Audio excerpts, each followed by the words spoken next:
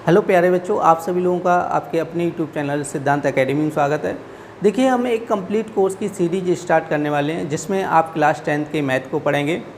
और जो भी स्टूडेंट इस वर्ष क्लास 10th में है या अगले वर्ष क्लास 10th में आने वाला है, उसके लिए ये सीरीज बहुत ही इम्पॉर्टेंट होने वाली है। तो देखिए, ये जो आज की क्लास है सीरीज की पहली क्लास है जिसमें हम लोग क्लास 10th का जो फर्स्ट चैप्टर है वास्तविक संख्याएं, ठीक है, उसको देखने वाले हैं।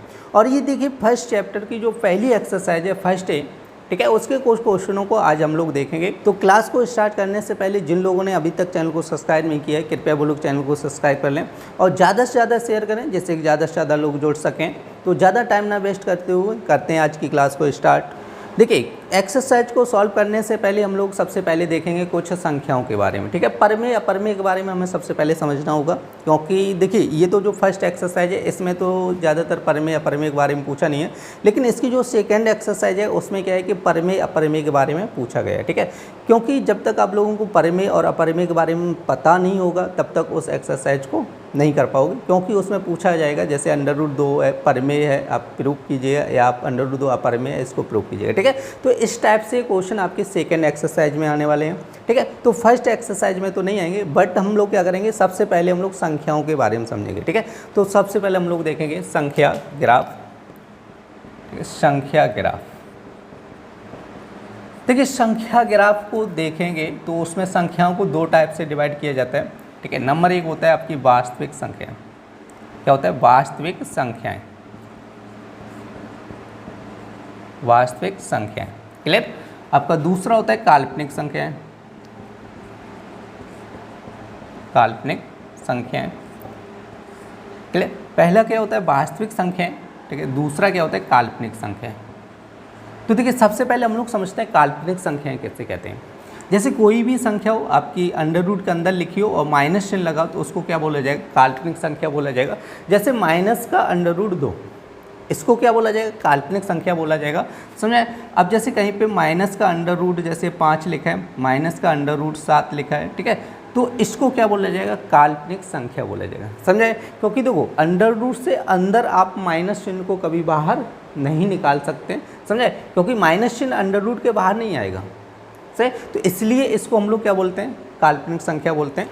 तो देखिए, इन संख्याओं को क्या बोला जाएगा? आपकी काल्पनिक संख्या बोला जाएगा, समझे। देखिए, ऐसी संख्याएं जो आपकी √ के अंदर माइनस लगा हो, समझे, तो इन संख्याओं को क्या बोला जाता है? काल्पनिक संख्या बोला जाता है, क्योंकि इनका जो माइनस है √ से बाहर नहीं आएगा, ठीक है। इसके अलावा जो भी संख्याएं होती हैं उनको हम लोग क्या बोलते हैं? वास्तविक संख्या बोलते हैं। जैसे कोई सी भी संख्या हो, जैसे माइनस का 4 लिखा है, जैसे माइनस का 3 लिखा है, ठीक है, 1 लिखा है, 2 लिखा है, 4 लिखा है, 5/2 लिखा है, जैसे 7/3 लिखा है, जैसे √4 लिखा है, √9 लिखा है, ठीक है।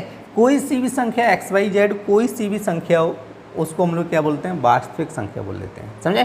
कोई सी भी नंबर हो, ठीक है, √ के अंदर माइनस नहीं होना चाहिए, समझे। √ के अंदर यदि माइनस लगा है तो वो काल्पनिक संख्या बोली जाएगी। बाद बाकी जैसे माइनस में यदि संख्या लिखी है, जैसे माइनस का 8 लिखा है या माइनस का 10 लिखा है या कुछ भी लिखा है माइनस का, तो वो भी संख्या क्या होगी? आपकी वास्तविक संख्या होगी। तो देखिए, अब हम लोग देखने वाले हैं कि वास्तविक संख्याओं को दो भागों में बांटा गया, ठीक है। तो दो भागों में बांटा गया। नंबर एक तो आपको होता है परमेय संख्या, परमेय संख्याएं। नंबर 2 होता है आपका अपरमेय संख्याएं, अपरमेय संख्याएं। देखिए, ये चीज़ इम्पॉर्टेंट है, आप लोगों को समझनी होगी। परमेय और अपरमेय किससे कहते हैं, सही, बहुत ही इंपॉर्टेंट चीज़ है, इसको समझना बहुत ज़रूरी है, ठीक है। तो देखिए, परमेय मतलब क्या होता है कि जिन संख्याओं को P/Q के रूप में निरूपित किया जा सकता है उन्हें क्या बोलते हैं? परमेय बोलते हैं, ठीक है। जिनको P/Q के रूप में निरूपित किया जा सकता है उनको हम लोग क्या कहते हैं? परमेय कहते हैं, ठीक है। और जिन संख्याओं को P/Q के रूप में निरूपित नहीं किया जा सकता है उनको हम लोग क्या कहते हैं? अपरमेय संख्या कहते हैं। जिन संख्याओं को P/Q के रूप में निरूपित नहीं किया जा सकता है उनको हम लोग क्या कहते हैं, अपरिमेय संख्या कहते हैं। ठीक है, तो अब हम लोग समझ लेते हैं कि परिमेय किससे कहते हैं। जैसे उदाहरण के लिए हम जैसे लिख रहा हूँ यहाँ पे, जैसे 5 लिखा, 6 लिखा है, 7 लिखा है, 8 लिखा है, जैसे -4, -3, -2, ये सारी की सारी संख्याएँ क्या है, आपकी परिमेय संख्या है। और ये P/Q के रूप का मतलब क्या होता है, ये चीज़ आप लोगों को समझनी होगी। जैसे कोई सी भी संख्या लिखी, जैसे 6 लिखा है या 7 लिखा है, तो 7 को हम लोग 7/1 लिख सकते हैं। तो ये देखो बन गया P/Q, सही, ऊपर P नीचे Q, सही। कोई सा भी नंबर ले लो, जैसे -4 लिखे तो -4 को -4/1 लिख सकते हैं। तो ये लिख गया P/Q के रूप में, समझाया। तो जो संख्याएं P/Q के रूप में निरूपित की जा सकती हैं उनको क्या बोला जाता है, आपकी परिमेय संख्या बोला जाता है, सही। बहुत सारे नंबर हो जाए, जैसे आपका √4 लिखे, ठीक है, √4 को हम लोग बाहर निकालेंगे, कितना आ जाएगा 2।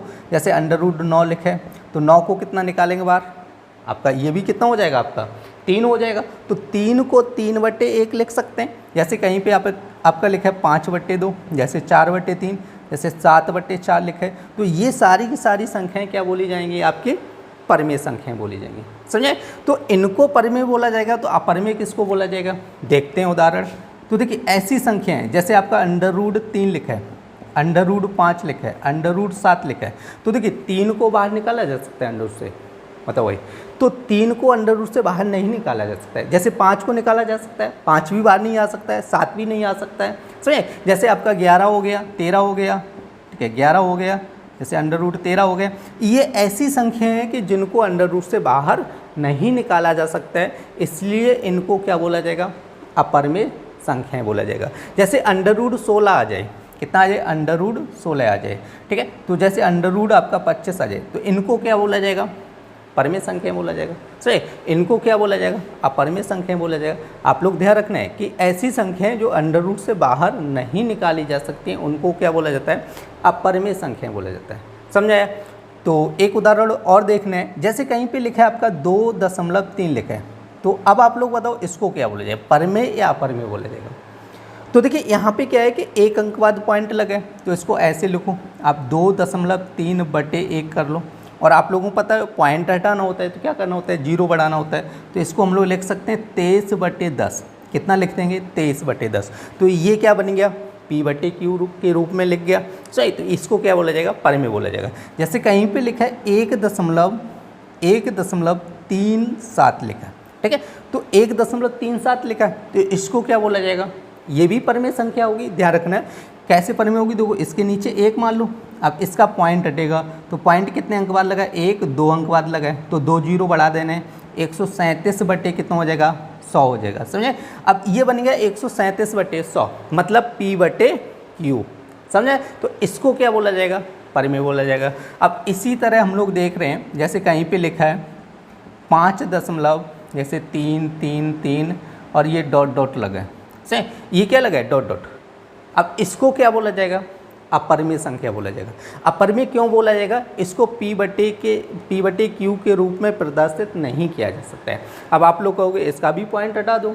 अब पॉइंट तो हटाया जा सकता है, लेकिन ये बताओ दशमलव के बाद कितने अंक है, बताओ भाई, क्योंकि यहाँ तो हमने काउंट कर लिया था दशमलव के बाद कितने अंक है, 2 अंक है, तो 2 0 बढ़ा दिए थे। अब यहाँ पर आप कैसे काउंट करोगे, क्योंकि ये देखो लास्ट में डॉट लगा है, तो इसका मतलब इसके पीछे और भी अंक हैं। अब कितने अंक हैं वो हमें पता नहीं है, समझे। अब इसके पीछे कितने अंक हैं वो तो पता नहीं है, तो इसको P/Q के रूप में कैसे लिखोगे, सही। तो इसका मतलब ये हुआ कि इसको P/Q के रूप में प्रदर्शित नहीं किया जा सकता है, और P/Q के रूप में प्रदर्शित नहीं किया जा सकता है, तो ये संख्या क्या कहलाएगी, अपरिमेय संख्या कहलाएगी, समझ आया। अब जैसे यहाँ पर जैसे ऐसे लिख दिया जाए 2.7, ऊपर ये लाइन खींचियो, ठीक है, ऐसे लाइन खींचियो, इसको बार बोला जाता है, ठीक है। बार का मतलब होता है कोई संख्या यदि बार बार रिपीट हो रही है तो उसको क्या बोला जाएगा, बार बोला जाएगा। तो 2 दशमलव ये क्या है, 7 बार लगा है, तो इसको हम लोग ऐसे लिख सकते हैं कि 2.777 डॉट कहाँ तक जाएगा, बताओ, क्योंकि डॉट लगा है तो इसकी कोई पता नहीं कहाँ तक जाए, सही। तो इसके अंक तो पता नहीं, पॉइंट के बाद कितने अंक हैं, तो इसका भी पॉइंट नहीं हटाया जा सकता है। तो इस संख्या को क्या बोला जाएगा, अपरिमेय संख्या बोला जाएगा, ठीक है। तो देखिए परिमेय और अपरिमेय क्लास 10th के लिए बहुत ही इंपॉर्टेंट है, क्योंकि आपकी इसकी जो एक एक्सरसाइज है फर्स्ट सी एक्सरसाइज, उसमें सारे क्वेश्चन परमेय और अपरमेय छांटने के लिए दिए गए हैं।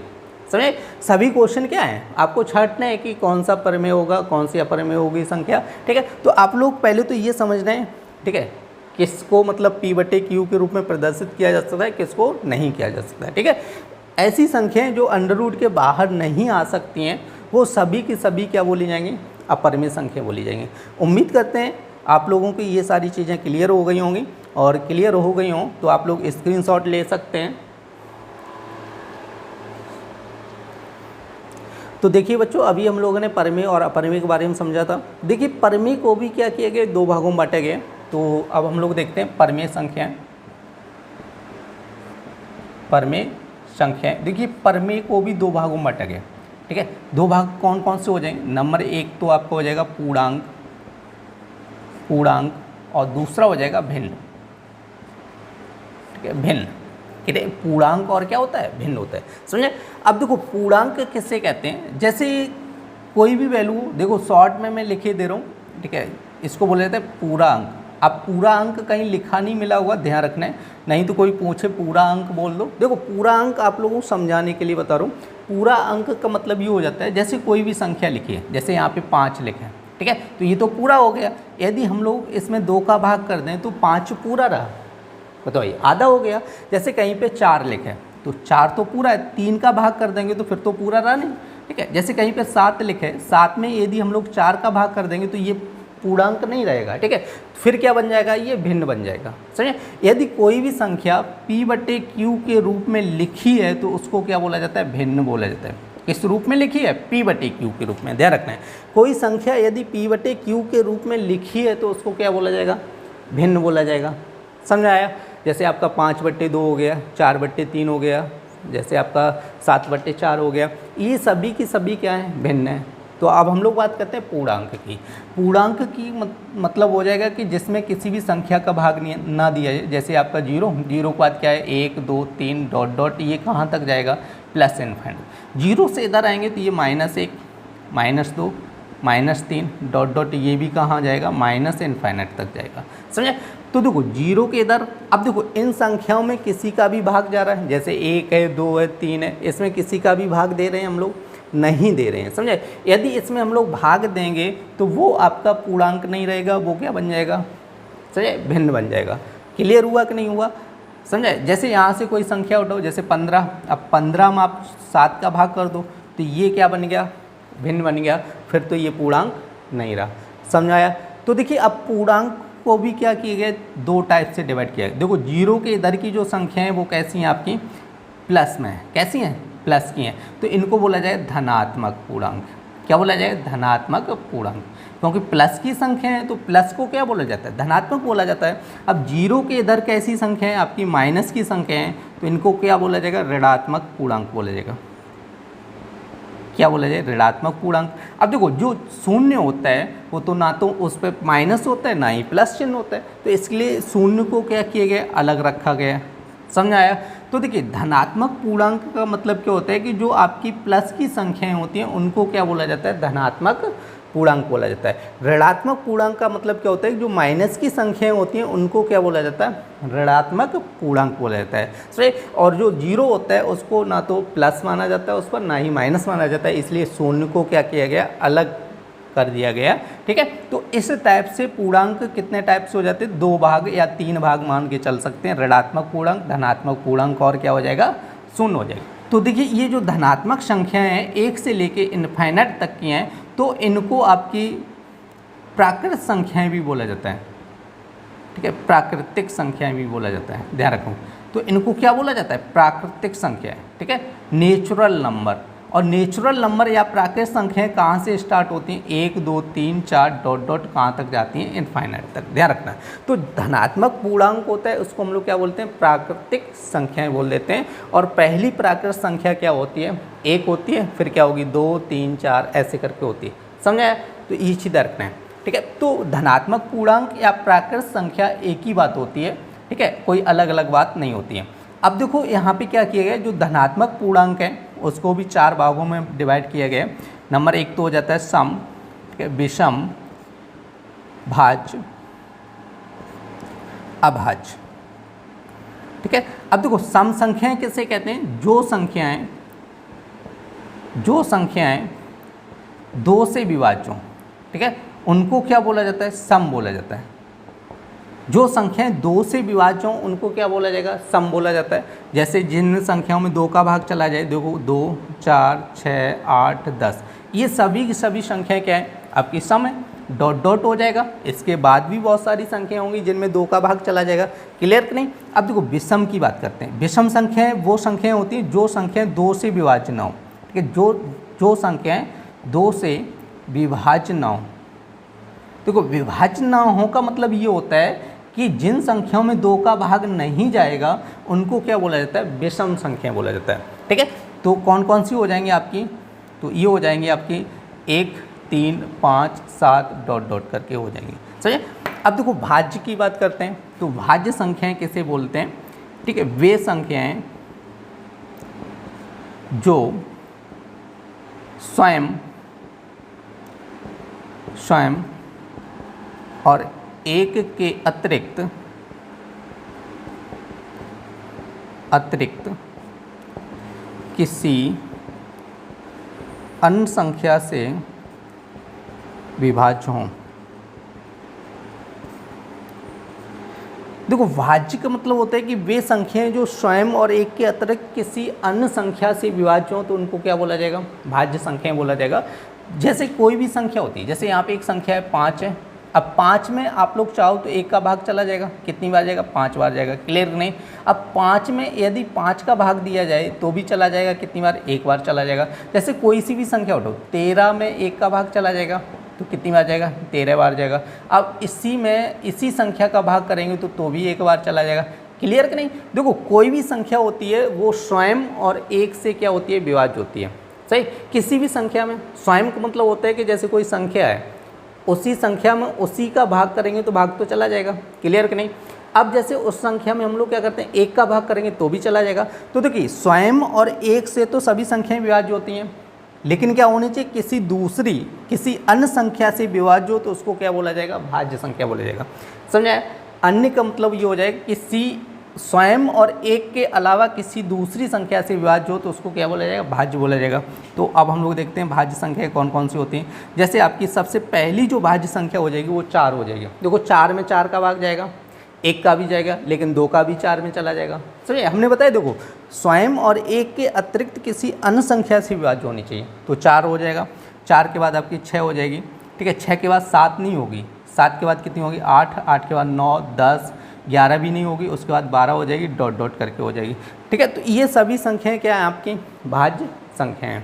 से इनको क्या बोला जाता है? भाज्य संख्या बोला जाता है, जो स्वयं और 1 के अतिरिक्त किसी अन्य से विभाज्य होती हैं। तो आपसे पूछा जाएगा सबसे छोटी भाज्य संख्या कौन सी है? आपको बतानी है। कौन सी होगी? 4 होगी। क्लियर है? अब हम लोग देखते हैं अभाज्य संख्याओं के बारे में। ठीक है, अभाज्य। देखिए अभाज्य संख्याएं किससे कहते हैं? वे संख्याएं जो स्वयं और 1 के अतिरिक्त किसी अन्य संख्या से विभाज्य ना हो। ठीक है, किसी अन्य संख्या से विभाज्य मतलब 1 और स्वयं के अतिरिक्त किसी अन्य संख्या का भाग ना जाए तो उसको क्या बोला जाएगा? अभाज्य संख्या बोलते हैं। मतलब क्या होगा कि किसी भी अन्य संख्या से भाग नहीं जाना चाहिए तो उसको हम लोग क्या बोलेंगे? अभाज्य संख्या बोलेंगे। समझाए? तो अब आप लोग देख लीजिए कौन कौन सी होती है। देखो 1 को तो यहाँ पे रखना नहीं है, साइड कर दो। सबसे छोटी अभाज्य संख्या कितनी होगी? 2। उसके बाद 3 हो जाएगी, 3 के बाद 5, 5 के बाद 7, 8, 9, 10 होगी नहीं, 11 होगी, डॉट डॉट करके हो जाएगी। समझे? तो इसको क्या बोला जाएगा? अभाज्य संख्याएं बोला जाएगा। ठीक है, तो देखिए इन संख्याओं को देखो भाज्य, अभाज्य, सम, विषम आपके सिलेबस में तो पूछा नहीं गया। हालांकि देखो इस एक्सरसाइज में तो इनका यूज होना नहीं है, लेकिन बेसिक जानकारी के लिए आप लोगों को ये सारी चीज़ें बता दी गई हैं, तो क्लियर हो गई होंगी आप लोगों को। ठीक है, तो ये तो आप लोगों को जैसे नोट नहीं करना है, ये तो आपको समझाया था, तो क्लियर हो गई होंगी आप लोगों को सारी चीज़ें। तो आप लोग इसका एक स्क्रीनशॉट ले लीजिएगा। तो उम्मीद करते हैं आप लोगों को जो भी चीज़ें समझाई वो सारी की सारी क्लियर हो गई होगी। देखिए अब हम लोग करते हैं एक्सरसाइज को स्टार्ट। तो जो एक्सरसाइज आपकी जो फर्स्ट ए है, ठीक है, उसका जो पहला क्वेश्चन दिया गया है तो वो कह रहे हैं कि निम्नलिखित संख्याओं को कह रहे हैं कि अभाज्य गुणनखंडों के गुणनफल के रूप में व्यक्त कीजिएगा।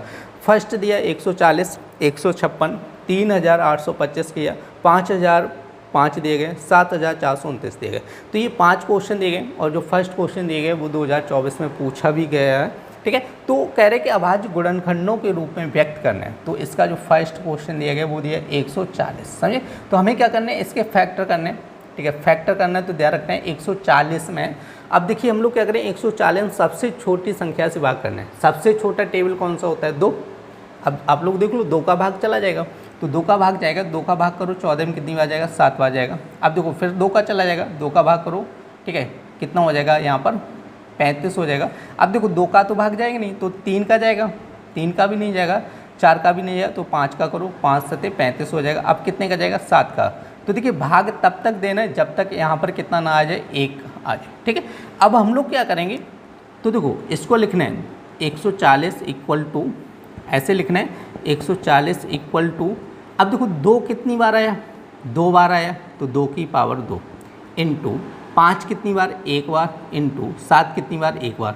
तो ये आपके फर्स्ट क्वेश्चन का जो पहला पार्ट है उसका आंसर हो गया, समझाया। अब देखो इसी तरह आपका जो क्वेश्चन दिए गए सेकेंड नंबर 156 दिए गए, उसको करना है 156। तो सबसे पहले हम लोग क्या करेंगे, 2 का भाग करेंगे, कितना हो जाएगा, 2 सत्ते 14 हो जाएगा, 1 2 अट्ठे 16 हो जाएगा। अब देखो 2 का भाग करना है तो कितनी बार जाएगा, 2 3 6 हो जाएगा, 2 ने 18। अब देखो किससे जाएगा, 3 से जाएगा, 13 हो जाएगा। फिर देखो 13 से ही कटेगा क्योंकि 13 क्या है, आपकी अभाज्य संख्या है। तो अब हम लोगों को क्या करना है, 156 इक्वल टू, आपको 2 कितनी बार आया, 2 बार, तो 2 की पावर 2, फिर क्या आएगा 3 आएगा, फिर क्या आएगा 13 आ जाएगा, ठीक है। तो ये हो गया आपका इसका सेकेंड पार्ट, सही। अब हम लोग बात करते हैं इसके थर्ड पार्ट की। जो थर्ड पार्ट दिए गए वो क्या दिए गए, 3825 दिए गए। तो देखो अब इसमें हम लोग क्या करेंगे, 3 का पहले चेक करना है। तो देखो 3 कम 3 चला जाएगा, 3 दूनी 6, ठीक है, कितना बचेगा 2, 22 हो जाएगा, 3 सत्ते के 3, तो 3 से इसमें भाग चला जाएगा, 3 कम 3, 3 दूनी 6, ठीक है, 2 बचेगा 22, 3 सत्ते के 3 5 15। अब इसमें फिर से देख लो 3 से चला जाएगा कि नहीं, तो 3 चौको 12 हो जाएगा, 3 दूनी 6, 1 बचेगा, 3 5 15 हो जाएगा, ठीक है। अब 3 से फिर करो, देखो यहाँ पे 3 का जाएगा, 3 कम 3, 3 नहीं जाएगा। अब 5 से ही जाएगा, 5 अट्ठे 40 हो जाएगा और 5 25 हो जाएगा। फिर 5 से जाएगा तो कितना हो जाएगा, 5 कम 5 हो जाएगा, 5 सत्ते 35 हो जाएगा। अब देखो 5 से भी नहीं जाएगा, अब डायरेक्ट किससे जाएगा, 17 से जाएगा, तो 17 एकम 17 हो जाएगा। अब हम लोग क्या करेंगे, तो देखो 3 कितनी बार आया, 2 बार आया, तो 3 की पावर 2 हो जाएगा। 5 कितनी बार आया, 2 बार आया, तो 5 की पावर 2 कर दो, इंटू 17 कितनी बार आया, 1 बार आया, तो यहाँ पे ये कर दीजिएगा। तो ये आपका हो जाएगा थर्ड क्वेश्चन का आंसर, क्लियर कि नहीं। अब देखो हम लोग देखते हैं इसका चौथा पार्ट। जो चौथा पार्ट दिया गया कह रहे कि 5005 दिए गए, क्लियर कि नहीं। अब देखो इसमें क्या करना है, 3 का तो भाग, देखो 2 का तो वैसे ही नहीं जाएगा, अब 3 का भी नहीं जाएगा, तो यहाँ पे डायरेक्ट जाएगा आपका 5 का, तो यहाँ पे 5 एकम 5, अब 0 0 5 एकम 5।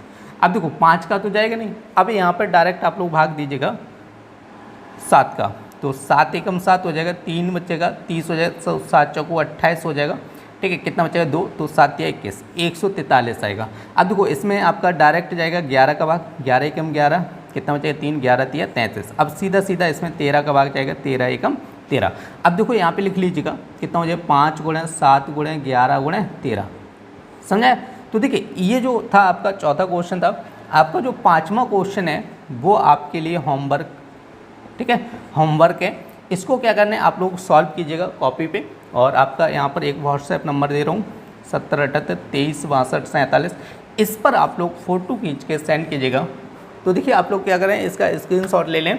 देखिए ऐसा नहीं कि स्क्रीनशॉट लेके आप ऐसे ही फ़ोन में सेव बना रहने दें। आप लोग क्या करना है कि बाद में जब भी टाइम मिले तो आपको क्या करना है, सारे क्वेश्चन एक कॉपी पे नोट करना है, ठीक है, क्योंकि आपके सारे क्वेश्चन जब कॉपी पे लगे होंगे तो बाद में भी कभी भी रिवाइज़ कर सकते हैं, नहीं तो आप वीडियो देख के ही रिवाइज़ कर सकते हैं, ठीक है। तो सारे क्वेश्चन आप लोग कॉपी पे ज़रूर नोट किया करें।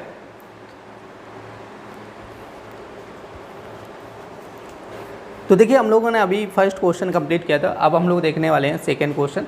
देखिए सेकंड क्वेश्चन क्या कह रहे हैं, पूर्णांकों के निम्नलिखित युग्मों को कह रहे एचसीएफ और एलसीएम ज्ञात कीजिए, कह रहे तथा इसकी जांच कीजिए, कह रहे दो संख्याओं का गुणनफल इक्वल टू कह रहा है एचसीएफ गुणे एचसीएफ। आपके 3 क्वेश्चन दिए गए, ठीक है, फर्स्ट सेकंड थर्ड, और यहाँ पे देखो 2 क्वेश्चन आपके पूछे हुए हैं।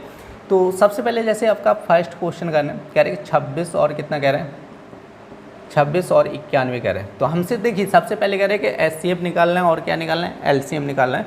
तो एचसीएफ और एलसीएम निकालने के लिए हम लोग क्या करेंगे, तो इनके फैक्टर करने हैं। जैसे आपका 26 लेकर तो 26 के फैक्टर बनाओ, 2 से काटो कितनी आ जाएगा 13 हो जाएगा, फिर 13 से 13 एकम 13। अब इसी तरह देखो 91 के फैक्टर बनाओ,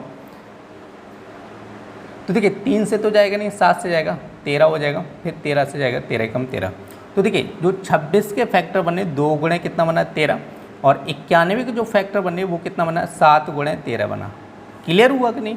देखो 26 के फैक्टर कितने होते 2 गुणे 13, 91 के फैक्टर कितने होते 7 गुणे 13, क्योंकि यहाँ पे 2 का भाग दिया 13 या 13 का भाग दिया 1, तो 2 गुणे 13 क्या हो गया 26 का फैक्टर हो गया, 7 का भाग दिया 13, 13 का भाग दिया 1, तो 91 फैक्टर कितना हो गया 7 गुणे 13 हो गया। क्लियर हुआ। देखिए अब हम लोगों को क्या करना है कि एचसीएफ निकालना है, हमसे कह रहे हैं एचसीएफ और एलसीएम पूछा गया। तो देखिए एचसीएफ निकालना है, तो सबसे पहले हम लोग निकालेंगे एचसीएफ। ठीक, एचसीएफ मतलब होता है हाईएस्ट कॉमन फैक्टर। देखिए एचसीएफ क्या होता है कि जो संख्या हमें कॉमन मिलती है वही हमारा क्या होता है एचसीएफ होता है। तो इस क्वेश्चन में कॉमन क्या मिल रहा है 13 मिल रहा है, तो एचसीएफ कितना हो गया 13 हो गया, समझे। अब हमसे पूछ रहा है एलसीएम, तो एलसीएम कितना हो जाएगा। तो देखिए जो संख्या कॉमन मिलती है उसको भी लिखना होता है, 13 तो कॉमन मिल रहा है। अब यहाँ पे कॉमन क्या नहीं मिल रहा है 2 नहीं मिल रहा है, उसके बाद कॉमन क्या नहीं मिल रहा है 7 नहीं मिल रहा है, समझे। तो इसको भी लिखना है। तो ये क्या हो गया एलसीएम हो गया। अब इसका आप लोग गुणा कर लो, 13 दूनी कितना हो जाए 26 गुणे 7 करो, 7 गुणे 6 करो कितना हो जाए 7 42 हो जाएगा 4, तो 7 दूनी 14 4 18 हो जाएगा, तो ये हो जाएगा आपका 182, और ये एचसीएफ हो जाएगा कितना 13, समझे। अब हमसे कह रहे हैं इसकी जांच कीजिए, कह रहे हैं दो संख्याओं का गुणनफल इक्वल टू क्या हो जाए एलसीएम गुणे एचसीएफ। ठीक है, तो यहाँ पे लिखना चाहो तो लिख लेना जांच, ऐसे करके लिख लो जांच। और जांच के लिए फॉर्मूला दे रहा है, कह रहे कि दो संख्याओं का गुणनफल, कह रहे दो संख्याओं का गुणनफल इक्वल टू क्या हो जाएगा एलसीएम गुणे एचसीएफ। ठीक है, कह रहे हैं कि दो संख्याओं का जो गुणनफल हो जाएगा वो क्या हो जाएगा एलसीएम गुणे एचसीएफ होगा, बराबर होगा। तो दो संख्याएं कितनी है आपकी 26 गुणे 91 है, तो एलसीएम कितना आया था आपका 13 आया था, और ये कितना आया था 182 आया था। ठीक है, तो आप लोग क्या करो इसका मल्टीप्लाई करो, तो देखो ये आप गुणा जो करेंगे पीछे रफ कॉपी भी कर सकते हैं। तो 91 गुणे हम लोग करेंगे 26, ठीक है।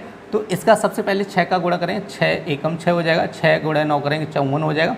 अब देखो 2 का करना है, 2 एकम 2 हो जाएगा, 2 में 18 हो जाता है। ठीक है, अब ऐड कर लो 6 4 2 6 8 5 13 और 1, ये हो जाएगा आपका 23 66 हो जाएगा। क्लियर कि नहीं। अब देखो इसका भी मल्टीप्लाई करोगे तो ये भी बन जाएगा आपका 23 66, तो दोनों साइड क्या होंगी आपकी बराबर होंगी। आप लोग इसको चेक कर लीजिए, गुणा करके दोनों साइड बराबर होंगी तो हमारा आंसर आपका क्या हो जाएगा क्लियर हो जाएगा। तो ये था आप लोगों का फर्स्ट पार्ट, तो आप लोग इसको नोट कर लीजिएगा। ठीक है, उसके बाद हम लोग देखने वाले हैं सेकेंड पार्ट।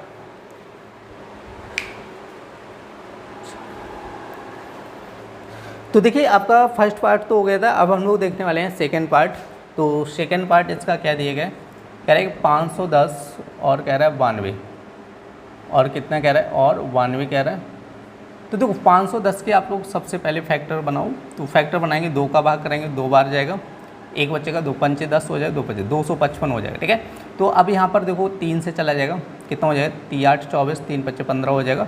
अब देखो यहाँ से 5 से जाएगा, 5 एकम 5 और कितना हो जाएगा 5 7 35 हो जाएगा, 17 हो जाएगा, तो 17 से जाएगा एक बार।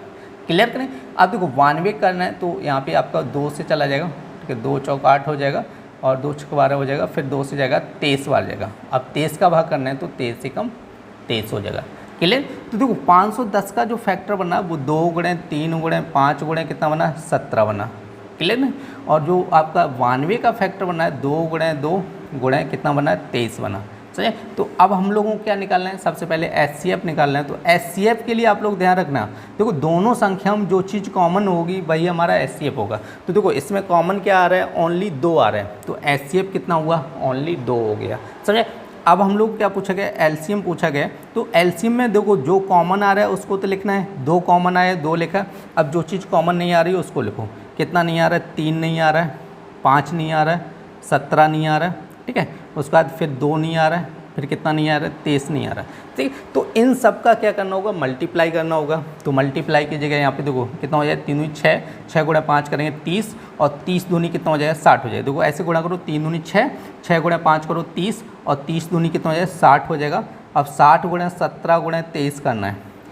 तो देखिए अब हम लोग क्या करना है कि 17 गुणा 6 करो, 17 गुणा 6 करेंगे तो ये हो जाएगा 102, 17 छक्का 102 होता है 1 0, ठीक है। तो 1020 हो जाएगा, गुणा 23 करना है, ठीक है। अब देखो 23 का 0 में करोगे तो 0, अब 23 दूनी कितना हो जाएगा, 46, 23 एकम 23 हो जाएगा, ठीक है। तो इसका जो आंसर बनेगा वो इधर लिखे दे रहा हूँ 23,460 हो जाएगा, ठीक है।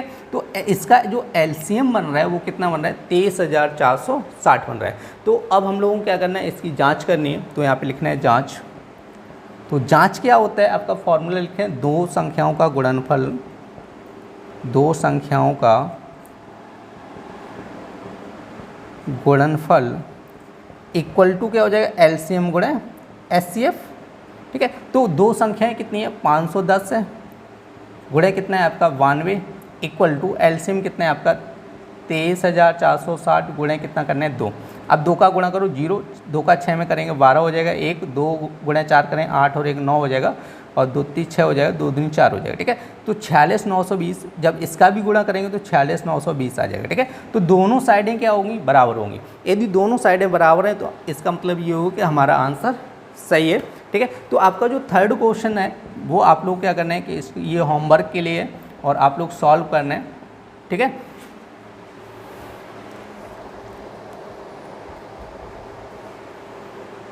देखिए बच्चों, इस क्लास में पहले और दूसरे क्वेश्चन को देखा था, जिसमें से 2 क्वेश्चन आपके होमवर्क के लिए दिए गए और आप लोगों को एक नंबर बताया गया था, उस नंबर पे सेंड करना है। तो उम्मीद करते हैं आप लोगों को क्लास पसंद आई होगी। यदि क्लास पसंद आई तो कृपया लाइक करें और ज़्यादा से ज़्यादा शेयर करें, जिससे कि ज़्यादा से ज़्यादा लोग जुड़ सकें। तो फिर मिलते हैं ऐसी नेक्स्ट क्लास में, तब तक के लिए धन्यवाद।